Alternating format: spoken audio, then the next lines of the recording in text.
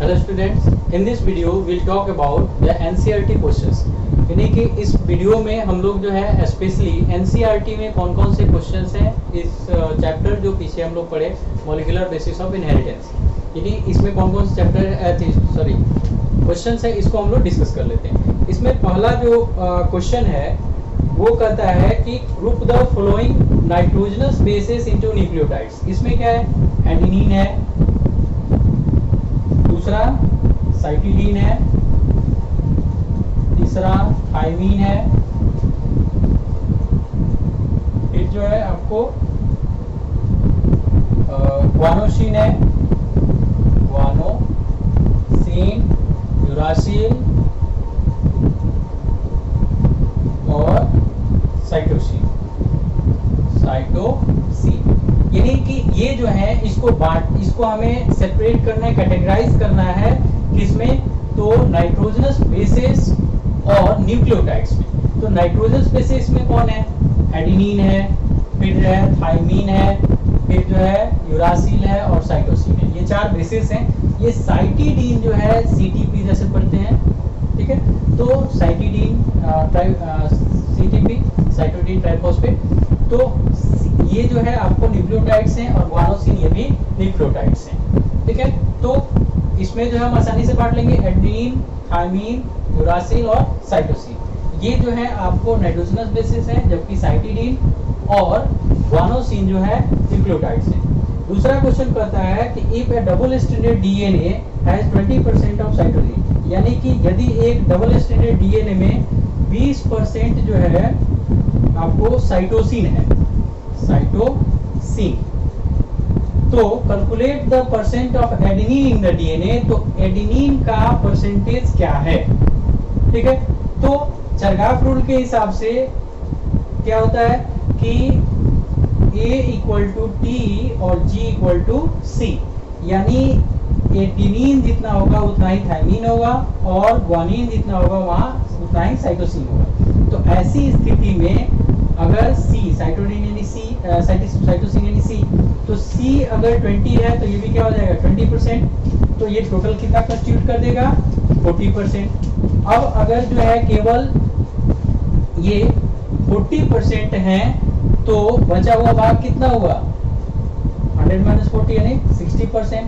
अब 60% में क्या होगा, तो A प्लस T यानी एडेनिन और थाइमीन मिलाकर के 60%, और चूंकि ये भी बराबर होते हैं इसलिए A इक्वल टू 60/2 यानी 30%। आसानी से हम लोग ऐसे भी कैलकुलेट कर सकते हैं कि 20% ये है तो G ग्वानिन भी 20% होगा, 40% हो गया। अब 60% बचा तो 60% में ये दोनों बराबर हैं तो 30% ये कंस्टिट्यूट करेगा, 30% ये कंस्टिट्यूट करेगा। इसको जो है चरगाफ रूल में मैंने बताया भी था।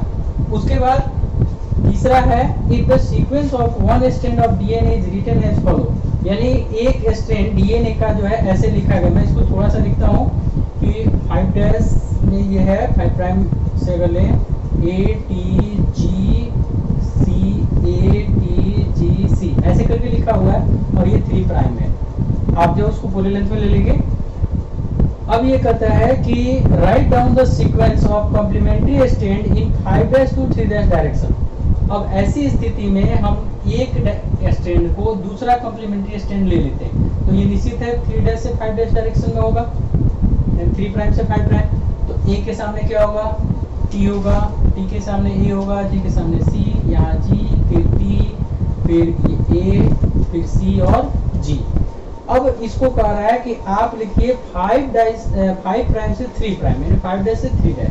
तो हम क्या करेंगे, इसको कन्वर्ट कर देंगे, यानी ये इधर आ जाएगा GCAT, फिर GCAT, ये हो जाएगा 5 प्राइम से 3 प्राइम डायरेक्शन, ठीक है। अब ये लंबा है, आप उसको जो है जितना है उतना कर देंगे, कन्वर्ट कर देंगे, लेकिन एक्चुअली में पैटर्न यही अपनाएंगे कि इसका कॉम्प्लीमेंट्री ऐसे होगा और बस इसको पलट देना है, यानी इसको रिवर्स कर देना है, तो 5 प्राइम से 3 प्राइम डायरेक्शन में ये आ जाएगा। उसके बाद कह रहा है कि if the sequences of coding strand in a transcription unit is written as follows. इसमें भी मतलब एक ट्रांसक्रिप्शन यूनिट में, ट्रांसक्रिप्शन इस यूनिट मतलब क्या होता है, उसमें प्रोमोटर होता है, स्ट्रक्चर जीन होता है और टर्मिनेटर होता है। तो वो डीएनए का एक सेगमेंट होता है, तो उस पर कह रहा है कि 5 प्राइम और 3 प्राइम ये जो है इस स्टेज में ए टी जी सी फिर ए टी जी सी यानी सेम जो है सीक्वेंस लिखा हुआ। अब कह रहा है कि इसको जो है right down the sequences of mRNA. तो अगर यह कोडिंग स्ट्रैंड है, ध्यान रखेंगे कोडिंग स्ट्रैंड, तो डीएनए का जो दो स्ट्रैंड होता है जिस पर ट्रांसक्रिप्शन होता है इसको हम लोग टेम्पलेट कहते हैं, ठीक है, टेम्पलेट कहते हैं। और दूसरा जिस पे वो कोडिंग मतलब जिस पे जो है ट्रांसक्रिप्शन नहीं होता है उसको हम लोग कोडिंग कहते हैं। तो कोडिंग का अगर ये है तो टेम्पलेट का क्या होगा, ये 3 प्राइम से 5 प्राइम की तरफ होगा, निश्चित है, दोनों एंटी पैरेलल है एक दूसरे के। तो इस पर डीएनए का सीक्वेंस क्या होगा, तो ए होगा सॉरी टी ए सी जी फिर टी ए सी जी, यह किस पर होगा, टेम्पलेट स्ट्रैंड पे। अब अगर कह रहा है कि कोडिंग स्ट्रैंड पे ये है तो टेम्पलेट स्ट्रैंड पे ये है। अब टेम्पलेट स्ट्रैंड पर जो होगा इसी का सिंथेसिस एमआरएनए में हो, यानी इसी का कॉम्प्लीमेंट्री जो है एमआरएनए बनेगा। तो इसलिए जो एमआरएनए बनेगा वो अकॉर्डिंग टू इसके होगा, यानी कि जस्ट जो है अकॉर्डिंग टू कोडिंग स्ट्रैंड जो भी एमआरएनए बनेगा वो कोडिंग स्ट्रैंड के अकॉर्डिंगली बनेगा। क्योंकि अब ये अलग होगा तो यहाँ भी 5 प्राइम से 3 प्राइम की तरफ आएगा, तो टी की जगह ये आ जाएगा, यहाँ टी आ जाएगा, यहाँ जी आ जाएगा, यहाँ सी आ जाएगा। तो सेम कैसे आया, कोडिंग स्ट्रैंड की जगह। तो ये चीज ध्यान में रखेंगे कि एमआरएनए की जो सीक्वेंसिंग होती है वो कोडिंग स्ट्रैंड के हूबहू होती है, एग्जैक्टली होती है। लेकिन अब इसमें क्या कर रहा है कि right down the sequences of mRNA. तो एमआरएनए का 5 डेज से 3 डेज। अब इसमें अंतर क्या होगा कि डीएनए पे जहां टी होगा वहां एमआरएनए में यू हो जाएगा, तो यहाँ भी यू हो जाएगा और यहाँ आने पे यू हो जाएगा और यही एमआरएनए का 5 प्राइम से 3 प्राइम सीक्वेंस हो जाएगा, ठीक है। इसके बाद which property of DNA double helix led to Watson to hypothesize semi conservative mode of DNA replication. तो semi conservative mode of DNA replication जो आया ये कह रहा है कि आखिर ऐसा डीएनए की कौन सी प्रॉपर्टी थी जिसने यह इशारा किया कि जो रेप्लिकेशन होता है वो सेमी कंजर्वेटिव जो है यानी अर्ध संरक्षित होता है। तो इसमें इन लोगों ने देखा कि डीएनए जो है एंटी पैरेलल है। एंटी पैरेलल मतलब कि इस स्ट्रैंड का अगर यह पोलैरिटी 5 प्राइम से 3 प्राइम की तरफ है तो इसका नेक्स्ट जो स्ट्रैंड या कॉम्प्लीमेंट्री स्ट्रैंड जो होगा इसकी पोलैरिटी 3 प्राइम से 5 प्राइम होगी। अब ऐसी स्थिति में इन लोगों ने यह कहा कि यह तभी संभव है जब इसका एंटी पैरेलल यानी कि इस स्ट्रैंड पे दूसरा स्ट्रैंड बनता हो, यानी एक स्ट्रैंड पहले से हो और दूसरा स्ट्रैंड उस पे सिंथेसाइज होता हो। इसी को semi conservative mode of replication कहा जाता है। तो इसमें मुख्य बात जो थी एंटी पैरेललिटी, यानी कि एंटी पैरेलल व्यवस्था जो होता है स्ट्रैंड का, कॉम्प्लीमेंट्री स्ट्रैंड का, वही चीज जो है इन लोगों को इशारा किया कि यह सेमी कंजर्वेटिवली होता होगा, जिसे बाद में जो है मैथ्यू और मेसेल्सन ने अपने प्रयोग द्वारा दिखाया भी। इसके बाद जो है depending upon the chemical nature of template यानी DNA RNA and nature of the nucleic acid synthesised from it, DNA और RNA list the type of nucleic acid polymerase. Nucleic acid polymerase हमने पीछे भी डिस्कस किया है कि अगर DNA बनाना है, डीएनए का रेप्लिकेशन करना है, यानी डीएनए से डीएनए बनाना है, तो ऐसी स्थिति में डीएनए डिपेंडेंट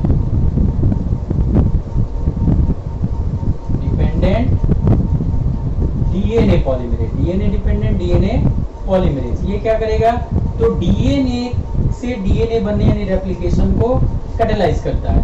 और दूसरा जो है आपको डीएनए से आरएनए यानी आरएनए का फॉर्मेशन, तो आरएनए का फॉर्मेशन जो होता है इसको कैटेलाइज करने का काम करता है DNA dependent RNA polymerase, RNA polymerase, ठीक है।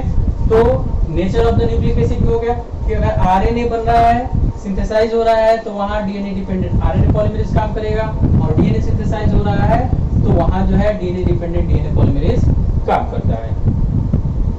इसकी चर्चा मैंने विस्तृत तरीके से कौन कौन से डीएनए मतलब कौन कौन से पॉलीमेरेज इसमें भाग लेते हैं ठीक है, रेप्लिकेशन में कौन कौन से आते हैं और ट्रांसक्रिप्शन में कौन कौन से आते हैं, उसकी चर्चा मैंने ऑलरेडी डिस्क्रिप्टिव वे में की है।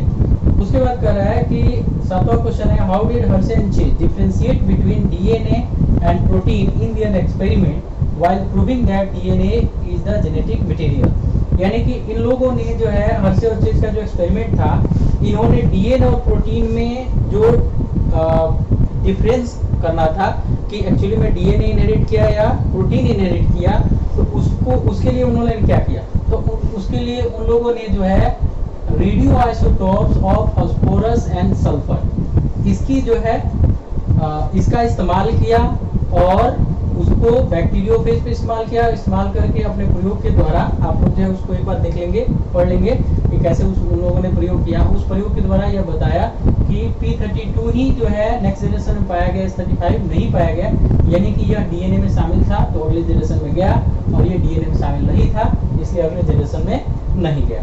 तो एक्चुअली में उन लोगों ने radio isotopes of phosphorus and sulphur का इस्तेमाल करके यह डिफरेंशिएट किया। उस पूरे प्रयोग को आप लोग देख लेंगे और उसके हिसाब से आंसर आप लोग लिखेंगे। उसके बाद differentiate between flowing repetitive DNA और सैटेलाइट डीएनए, इसकी चर्चा भी मैंने की है। Repetitive DNA is the segment of DNA where sequences are repeated for many times, यानी जहां सीक्वेंसेस जो है बार-बार रिपीट किए गए उसको रिपीटेटिव डीएनए कहते हैं। और सैटेलाइट दैट इज आल्सो वो भी जो है आपको डीएनए का रिपीटेटिव डीएनए की पार्ट है, लेकिन वो हाईली जो है उनकी फ्रीक्वेंसी बहुत ज्यादा है, हाईली कंडेंस है, बहुत ज्यादा रिपीटेटिव है, इसलिए उसको सैटेलाइट डीएनए कहते हैं। और सैटेलाइट का उपयोग तो हमने बताया है कि डीएनए फिंगरप्रिंटिंग में किया जाता है। उसके बाद से एमआरएनए और tRNA, mRNA that is messenger RNA, उसकी भी चर्चा मैंने की। ये क्या करता है, तो कोड्स को, यानी जो corresponding codes for the synthesis of polypeptide chain, amino acid के लिए जो कोड्स होते हैं उसको न्यूक्लियस से लेकर के राइबोसोम तक आता है और उसी के अकॉर्डिंगली पॉलीपेप्टाइड चेन का सिंथेसिस होता है। टीआरएनए क्या करता है, तो टीआरएनए राइबोसोम पर जो भी कॉरस्पॉन्डिंग अमीनो एसिड्स हैं जो एमआरएनए के कोड को निर्धारित करते हैं, जैसे मान लीजिए एयूजी, तो इसके लिए जो भी कॉरस्पॉन्डिंग अमीनो एसिड है कौन सा है, मेथियोनिन है। अब इस मेथियोनिन को क्या करता है कि साइटोप्लाज्म से, कहीं भी साइटोप्लाज्म में है तो वहां से लेकर के और उसके एंटीकोड तक आता है और तब जाके प्रोटीन का सिंथेसिस यानी पॉलीपेप्टाइड चेन का निर्माण हो पाता है। तो ये प्रोटीन को कैरी करता है, ट्रांसफर करता है। इसके अलावा जो है इसमें स्ट्रक्चरल भी डिफरेंस है कि एमआरएनए हमेशा लीनियर होता है, सीधा होता है, जबकि टीआरएनए का स्ट्रक्चर जो है क्लोवर लीफ जैसा होता है। 5 आर्म उसमें होते हैं, जिसमें 4 आर्म जो है मेजर होते हैं और एक शॉर्ट आर्म जो है होता है, उसका भी स्ट्रक्चर हम लोग पढ़े हैं। उसके बाद टेम्पलेट स्ट्रेन, कोडिंग स्ट्रेन, अभी जो है मैंने डिस्कस किया था पिछले क्वेश्चन में कि टेम्पलेट स्ट्रेन मतलब कि जिसपे आरएनए का फॉर्मेशन हो रहा होता है, और कोडिंग स्ट्रेन जिसपे आरएनए का फॉर्मेशन नहीं होता है, लेकिन इसी पर जिस सीक्वेंस में कोड रहेंगे, अगर ATGC ऐसे है तो mRNA पर AUGC ऐसे आएगा, क्योंकि यह कॉम्प्लीमेंट्री होता है इसका, क्योंकि इस पे क्या रहेगा तो TACG ऐसे होगा, इसका कॉम्प्लीमेंट्री ये हुआ, और इसी के हूबहू mRNA फॉर्म होता है।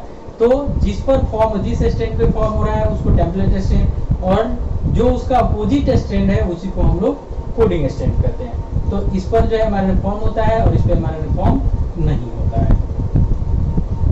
उसके बाद list two essential role of ribosome during translation.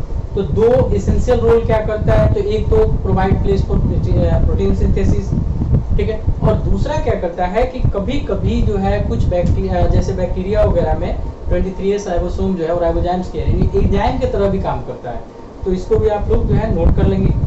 अब है in the medium where E coli was growing lactose was added which include the lac operon which induce the lac operon, then why does lac operon shut down some time after addition of lactose in the medium. यानी कहता है कि जब E coli के medium में हम lactose डालते हैं तो ये क्या करता है, लैक ऑपरन को इंड्यूस करता है, और इंड्यूस करके लैक ऑपरन स्टार्ट हो जाता है, और जो भी कोरस्पॉन्डिंग एंजाइम्स है वो सिंथेसिस होते हैं और लैक्टोज को ग्लूकोज और लैक्टोज में तोड़ने का कार्य करते हैं।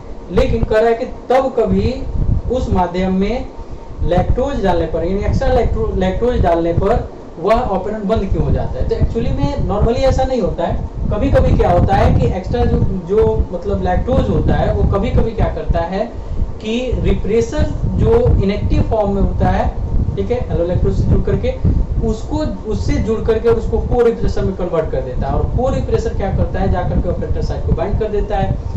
इस स्थिति में लैक्टोज होते हुए भी ऑपरेंट बंद हो जाता है। इसको जो है कृति ने पूछा भी था, तो आप बढ़िया से समझ लो कि कभी कभी इन एक्सेप्शनल वे कभी कभी क्या करता है कि जो लैक्टोज इंड्यूसर का काम करता है वही लैक्टोज रिप्रेसर के साथ जुड़ करके को रिप्रेसर बना लेता है और ऑपरेटर साइट को बाइंड कर जाता है, जिससे कि ऑपरेंट बंद हो जाता है। उसके बाद नेक्स्ट क्वेश्चन है कि एक्सप्लेन इन 1 और 2 लाइंस, ये क्या 2 लाइन में बताना है function of the flowing promoter का। तो प्रोमोटर क्या करता है, तो इनिशिएट करता है, किसी भी ट्रांसक्रिप्शन को इनिशिएट करने का काम करता है। दूसरा जो है टीआरएनए, मैंने अभी चर्चा की कि टीआरएनए क्या करता है, अमीनो कोरस्पॉन्डिंग अमीनो एसिड को सिंथेटिक साइट तक लाता है, राइबोसोम तक लाता है, जहां पर पॉलीपेप्टाइड चेन का सिंथेसिस होता है। उसके बाद एक्सोन्स, तो एक्सोन्स की भी चर्चा हम लोगों ने की है कि डीएनए के 2 सेगमेंट्स होते हैं, कुछ जो है आपको हाईली कंडेंस होते हैं, हेटेरोक्रोमेटिन बनाते हैं, इसको हम लोग इंट्रोन्स कहते हैं। यानी ये जो है इतने कंडेंस होते हैं कि इनका रेप्लिकेशन, इनका जो है ट्रांसक्रिप्शन नहीं होता है। और दूसरा होता है एक्सोन्स, एक्सोन्स मतलब कोडिंग स्ट्रैंड, यानी कि जो कोड्स कंटेन करते हैं प्रोटीन सिंथेसिस के लिए ट्रांसक्राइब होते हैं और उनका ट्रांसलेशन होता है, यानी कि ये ट्रांसक्राइब नहीं होते हैं और ये ट्रांसक्राइब होते हैं। उसके बाद why the human genome project was called mega project, तो मैंने इसकी भी चर्चा की है कि यह चूंकि काफी लंबे समय से, हालांकि शुरू में अनुमान किया गया था कि 15 साल चलेगा, लेकिन ये 13 साल में कंप्लीट हो गया, क्योंकि टेक्नोलॉजी बहुत जल्दी जो है एडवांस कर दिया गया। इसके अलावा जो है बहुत सारे कंट्रीज में भाग लिए थे। इनिशियली जो है अमेरिका के 2 इंस्टीट्यूट या 2, एक जो है एनर्जी डिपार्टमेंट और दूसरा नेशनल हेल्थ इंस्टीट्यूट, ये 2 लोग मिल करके इसको इनिशिएट किए, लेकिन बाद में Wellcome Trust of United kingdom ये भी ज्वाइन किया। उसके बाद फ्रांस, जर्मनी और चाइना ये सब भी उसमें ज्वाइन किए। इसके अलावा जो है इंडिया वर्ल्ड के लगभग सभी प्रमुख देशों के वैज्ञानिकों ने, इंस्टीट्यूशन ने इसमें हिस्सा लिया और इसको जो है पार्ट वाइज में, यानी अलग अलग पार्ट करके इसको कोलैबोरेट करके एक तरह से कंप्लीट किया। इसके अलावा इसमें जो है अगर इंडिया का कंट्रीब्यूशन देखें तो इंडिया के कंट्रीब्यूशन में जो है एकमात्र इंस्टीट्यूट आता है शंकर नेत्रालय, नाम आप शायद सुने होंगे, जो काफी फेमस है आपको दक्षिण भारत का शंकर नेत्रालय। उसने जो है आंख से संबंधित 7 जीनों को का जो है सीक्वेंसिंग किया था। तो ये भी एक कंट्रीब्यूशन, लेकिन बहुत छोटा कंट्रीब्यूशन है, हालांकि वो कम नहीं है। बहुत सारे ऐसे वैज्ञानिक थे जो इंडियन ओरिजिन के थे, लेकिन दूसरे देश के सिटीजनशिप एक्सेप्ट कर लेने के कारण उन्हें जो है उन देशों का माना जाता है, लेकिन वो थे तो हमारे देश के। तो बहुत सारा कंट्रीब्यूशन था। तो इतने बड़े स्तर पे, यानी कि इतना, इसके अलावा पैसा भी, इसका बजट भी जो था वो 9 बिलियन US डॉलर का था। तो इतना बड़ा जो है कार्य करना था। जीन की जो सीक्वेंसिंग हुई लगभग जो है आपको 30,000 के आसपास जीन की सीक्वेंसिंग हुई, तो बहुत बड़ा प्रोजेक्ट था, इस वजह से मेगा प्रोजेक्ट कहा जाता है। उसके बाद से व्हाट इज डीएनए फिंगरप्रिंटिंग, पिछले वीडियो में भी मैंने चर्चा किया, इसके लिए अलग वीडियो भी है कि डीएनए फिंगरप्रिंटिंग मतलब कि किसी भी व्यक्ति या जीव के डीएनए के यूनिकनेस, यानी उसके डीएनए में पॉलीमॉर्फिज्म जो है उसकी क्या यूनिकनेस है, उसको एक कार्ड पर हम प्राप्त कर लेने की प्रक्रिया को डीएनए फिंगरप्रिंटिंग कहते हैं, जिससे कि उस व्यक्ति की इंडिविजुअलिटी जो है वो डिफाइन की जाती है या डिटरमाइन की जाती है। इसका जो है एप्लीकेशंस बताएं कि कोई भी क्रिमिनल केसेस को जो है, मिस्टीरियस केस जो है उसको सॉल्व करने में उसका कोई सेल मिल जाता है तो उसकी डीएनए फिंगरप्रिंटिंग करके और फिर जो है सस्पेक्ट है उसका डीएनए फिंगरप्रिंटिंग करके और दोनों को मैच किया जाता है। तो ये चीजें, और इसके अलावा जो है बहुत सारे जो है इंडिविजुअलिटी को डिटरमाइन करने में, उसके अलावा जो है पैटर्निटी को डिटरमाइन करने में, कि पेरेंटल जो रिलेशनशिप है उसको डिटरमाइन करने में भी इसका उपयोग किया जाता है। लास्ट में आपको 40 नंबर क्वेश्चन है, briefly describe the following transcription. Already describe कर चुके हैं। Transcription is the process of formation of या synthesis of RNA from DNA. DNA से आरएनए बनने की प्रक्रिया को ट्रांसक्रिप्शन करते हैं। इसके जो वेरियस स्टेप्स और वेरियस एंजाइम्स जो इसमें इन्वॉल्व हैं उसकी भी चर्चा हमने जो है वीडियो में की है। उसके बाद पॉलीमॉर्फिज्म, अभी मैंने उसकी चर्चा की। पॉलीमॉर्फिज्म मतलब कि presence of thing in different form, यानी वेरिएबल फॉर्म्स, एक ही चीज है लेकिन अलग अलग रूपों में वो मौजूद है तो उसको हम पॉलीमॉर्फिज्म कहते हैं। या एक ही सीक्वेंस है अलग अलग इंडिविजुअल में अगर वो अलग अलग तरीके से है, अलग अलग तरीके से अरेंज है, तब हम उसको पॉलीमॉर्फिज्म कहते हैं और इसी का उपयोग हम लोग डीएनए फिंगरप्रिंटिंग में करते हैं। उसके बाद है आपको translation. Translation is the process of synthesis of protein from mRNA, यानी एमआरएनए जो बन गया होता है उसके अकॉर्डिंगली प्रोटीन का सिंथेसिस राइबोसोम पर ट्रांसलेशन कहलाता है। उसके भी वेरियस स्टेप्स हैं, यानी एमआरएनए आता है, फिर राइबोसोम से जुड़ता है, उसके बाद जो पहला टीआरएनए है वो आकर के जुड़ता है, फिर जो है राइबोसोमल कॉम्प्लेक्स बनता है और कॉम्प्लेक्स होने के बाद जो है यानी इनिशिएट हो जाता है, इनिशिएट के बाद इलोगेशन होता है, फिर जो है टर्मिनेशन होता है। मतलब जब ये टर्मिनेशन कोडन पे पहुंचेगा तो टर्मिनेट कर जाएगा, पॉलीपेप्टाइड चेन रिलीज हो जाएगा, फिर उसका मॉडिफिकेशन होगा और जिस तरह के प्रोटीन की जरूरत होगी उस तरह के प्रोटीन में प्राइमरी प्रोटीन चाहिए या सेकेंडरी स्ट्रक्चर में चाहिए, टर्शियरी में चाहिए, जिस तरह का चाहिए वैसा मॉडिफिकेशन बाद में कर दिया जाता है। इसके बाद बायोइन्फॉर्मेटिक्स। बायोइन्फॉर्मेटिक्स जो है ये एक ऐसा ब्रांच है साइंस का जो ह्यूमन जीनोम के साथ डेवलप हुआ, क्योंकि ह्यूमन जीनोम को जो है उतने बड़े जो डाटा मिले, उतना बड़ा डाटा जो था, उतना ज्यादा इंफॉर्मेशन जो था, जिसको जो है आपको मैंने बताया ही था कि अगर उसको हमें बुक्स में लिखना होता तो 3300 ऐसे बुक्स चाहिए थे जिसके प्रत्येक बुक्स में 1000 पेज हो और 1000 जो है प्रत्येक पेज में,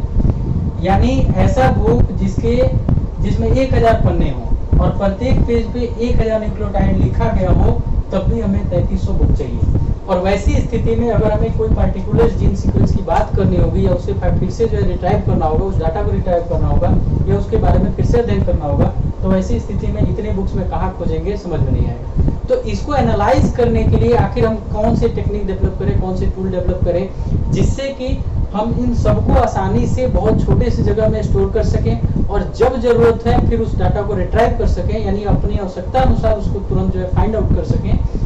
उस टेक्निक को डेवलप करने के लिए जो एक नया साइड आया, नया जो है एक कहें कि ब्रांच डेवलप हुआ, उसको हम बायोइन्फॉर्मेटिक्स कहते हैं। साथ ही साथ इसके द्वारा यह भी जो है खोजने की कोशिश की गई और जानने की कोशिश की गई कि जो भी हम नॉलेज ले रहे हैं तो आखिर हम इसका इस्तेमाल कहाँ करेंगे या किस प्रकार से करेंगे।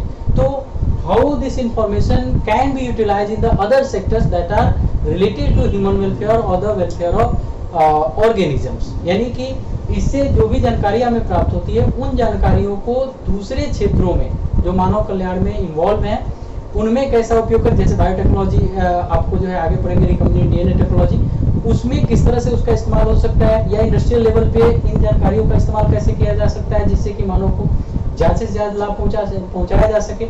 और इसके साथ ही जो है हम इस पूरे जो है बायोलॉजिकल इंफॉर्मेशन, जो इतना बड़ा इंफॉर्मेशन था, इसको हम इजीली एक्सेस और एनालिसिस कैसे कर सकते हैं, इसके लिए एक ब्रांच जो डेवलप हुआ उसको हम बायोइन्फॉर्मेटिक्स कहते हैं। तो एक तरह से कहें कि एचजीपी की आत्मा, यानी जिससे हम पूरे एचजीपी को समझ सकते हैं, पूरे एचजीपी को जो है एक्सेस कर सकते हैं, वो बायो इन्फॉर्मेटिक्स पे टिका हुआ था कि अगर ये नहीं डेवलप होता तो ये हम लोगों का सारा मेहनत जो है बेकार चला जाता।